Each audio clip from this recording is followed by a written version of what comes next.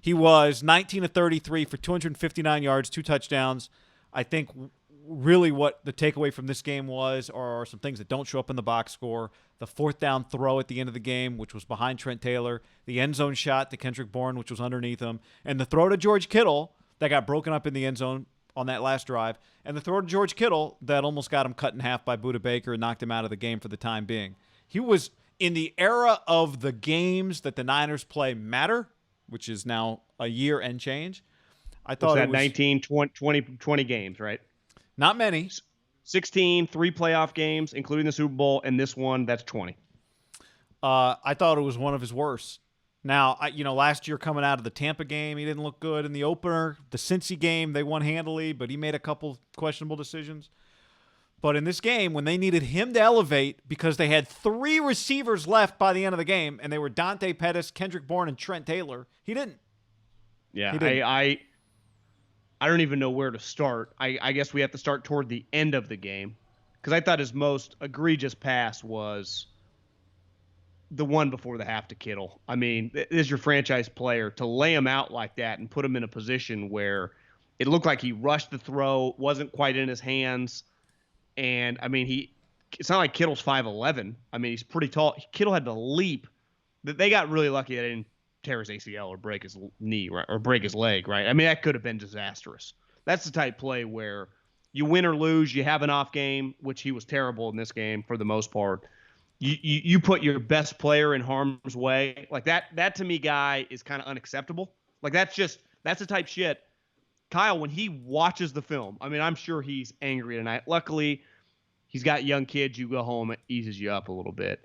But to me, when he comes in tomorrow morning at 5:30, that play, because he's going to watch that play before he gets to the end, he's going to be incensed. Like, to me, that we've been talking a lot about Jimmy. Like, say what you want. Is he the future? Is he the short term? You put it perfectly. He's on a year-to-year contract because that's literally what his contract is. They can control whatever. And these are the type games with a head coach who will tell you how great of a player Fred Warner is, who I'm sure is going to sing the praises of that, how hard the defensive line played and how difficult it was to play against the quarterback, against Kyler, has to be thinking like, this is not good enough for my quarterback, right? We're paying the quarterback $24 million this year. This is not a rookie quarterback. We're not going through a Joe Burrow situation. I'm not a brand new coach and I just inherited Baker Mayfield. I've now had this guy for how many years, guy? He came halfway through year 1, year 2 he's injured. He plays year 3. And this is year 4. Now, like the stretch at the end, to me, that lob pass when a guy is wide open kind of drives me nuts.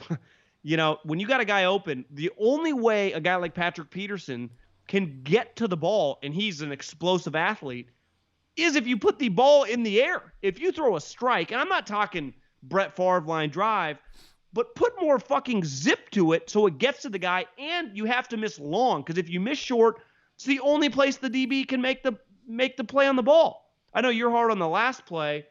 Like I thought that lob pass to Bourne where he's wide fucking open, that one was hard to, that one, if I'm Kyle, I'm throwing the clicker at the wall when I watch that tomorrow. Because we get the guy wide open. I thought that was the worst of the 3. Don't get me wrong. Yeah. The Kittle one was bad, but it's a little freaky. The Bourne one is, are you going to make the game-winning throw or are you not? And he didn't.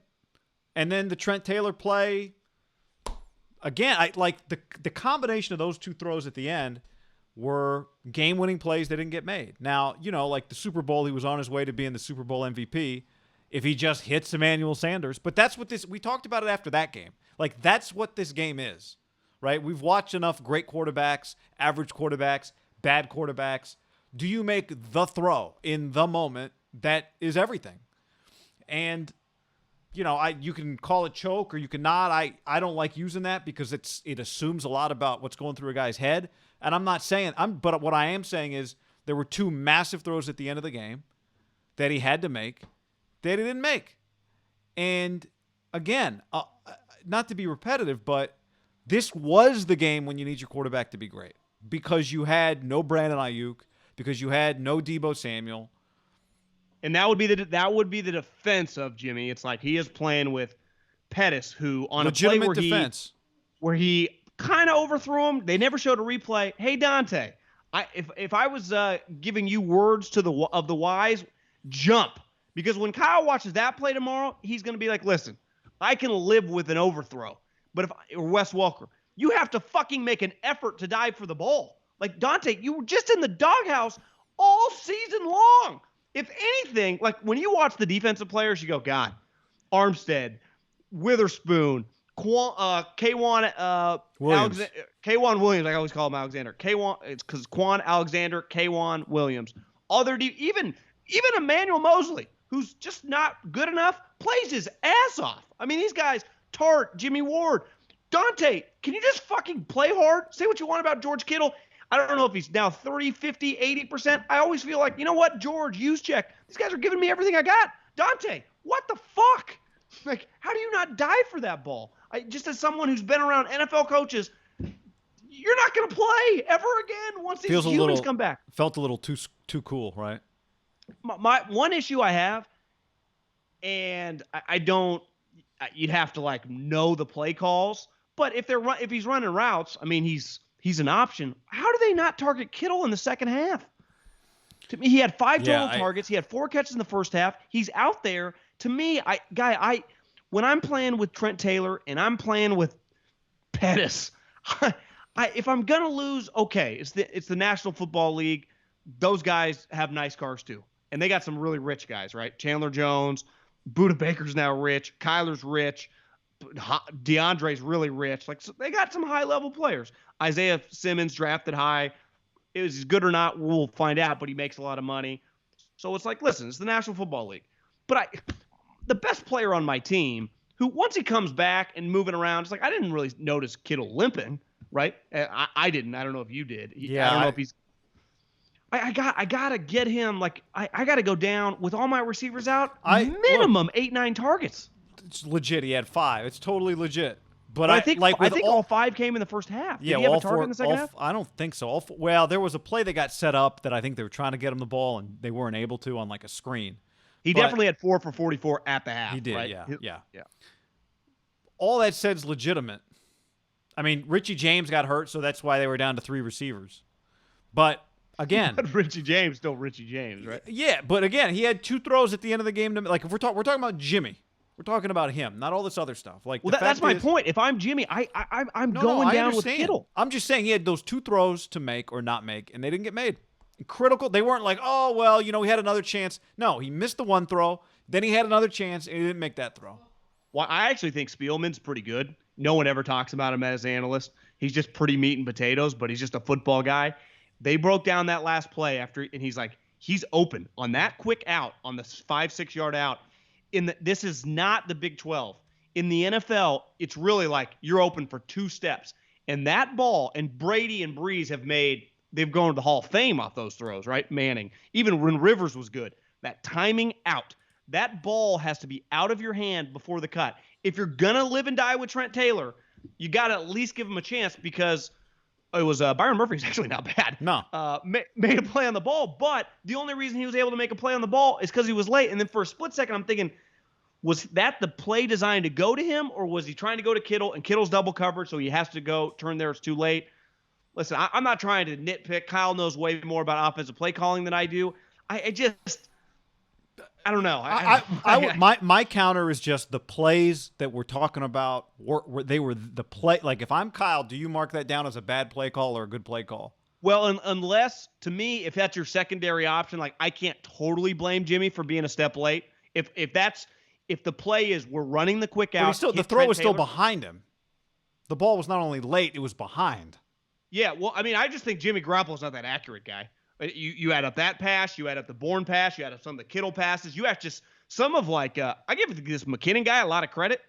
Jerick McKinnon, he's catching a lot of balls. Like same with Raheem, who's actually a really good player. They're catching balls behind them. Over under touches today for Jerick McKinnon without looking at the stats, 14. When you factor, it feels right in that wheelhouse. I'd go 12. Yeah, that's what I would have gone to. He had 6. 3 carries. Like a lot, didn't it? 3 carries, 3 catches. It felt like he had 15 touches in this game. How many targets did he have in the pass game? 5? 5, yeah. Well, it's because Jimmy Jimmy's not accurate. I mean, that's just my take today was just, I know he had, what did you say, 19 to 33. I think he was bailed out on a decent amount of those. It felt like he was way off, guy. And I'm just talking about, this is the National Football League. You're a $25 million quarterback. Not every pass is going to be perfect. But when you are consistently, like when you have time in the pocket and you're hitting a guy on a crossing route or a guy on a wheel route, you have to, at worst case scenario, hit him in the numbers or lead them. And too many times, listen, it's game one, no preseason. I'm not trying to act like this guy's not, they should cut him tomorrow. He was just terrible. His accuracy, it's hard to win against a team that's clearly much more talented than they have been. Like, Kyler's better. They add Hopkins. Listen, I didn't realize Budda Baker was this good, even though he's had some good games against the Niners. Once he gets paid that, and then I text around, people are like, yeah, he's pretty fucking good. And you're like, God, and then he's making plays. Byron Murphy, like, they got talent. You can't be way off in this COVID world we live in when no one's practicing really, and they're on and you're off. Your margin for errors, you could argue, probably a little slimmer right now, just because it's all kind of up in the air. But I would say them as a team, takeaway after 1 week is their margin for error is slimmer right now. Not like Debo's back next week. I know they're playing the Jets. Not like he's back the week after. Ayuk, we'll see. I mean, at this point, you don't assume he's back next week. There's not a lot of little lucky to get these two opponents the next couple weeks. Yeah, but I'm just saying, like, there's no I can't just. It's help is not right at the front door next week. So now, in his defense, he was a better, more accurate thrower last year than he was week one. So maybe he will be better. But those two guys, I mean, Debo, I think most people around the league, you and I have done videos, we talked about it on the podcast. He should be, an excellent player in the league, let alone for this team. Like, right. He's missing him is a big deal. And Ayuk, say what you want about him. I don't even need to watch him play. There is no chance, right? He's worse than Pettis. Like, if I hear one more thing about Trent Taylor, like, stop fucking talking about Trent Taylor like he's Edelman or something. He's just not. He's Trent Taylor. To me, Kendrick Bourne is good. Like, Kendrick Bourne's an NFL wide receiver.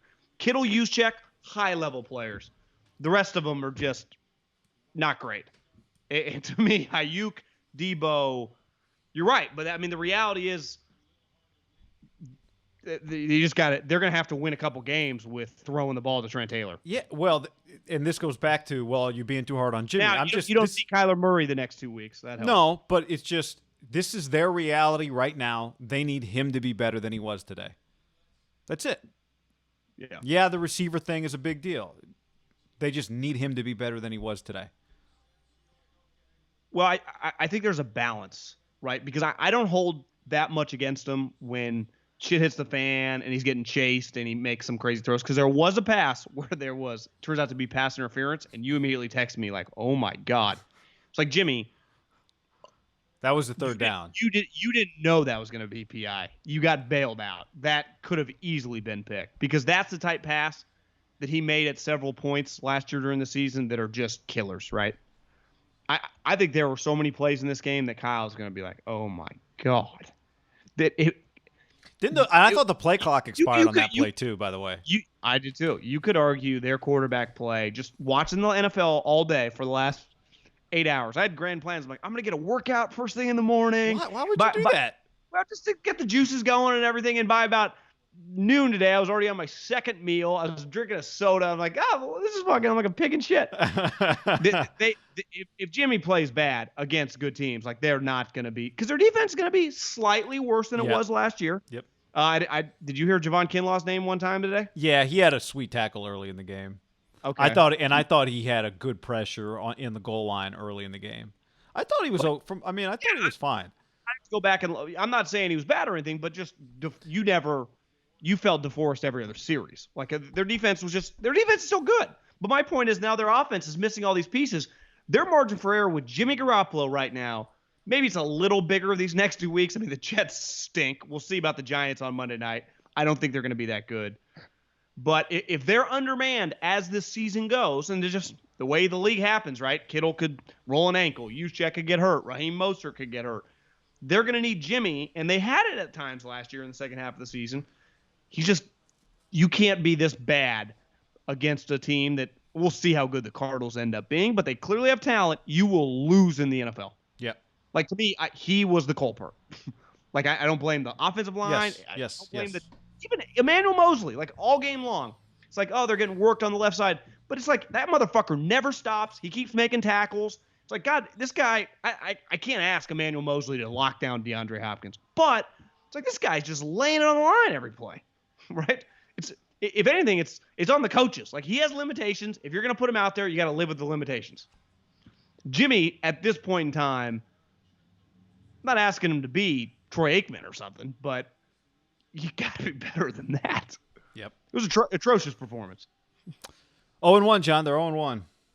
They are 0-1.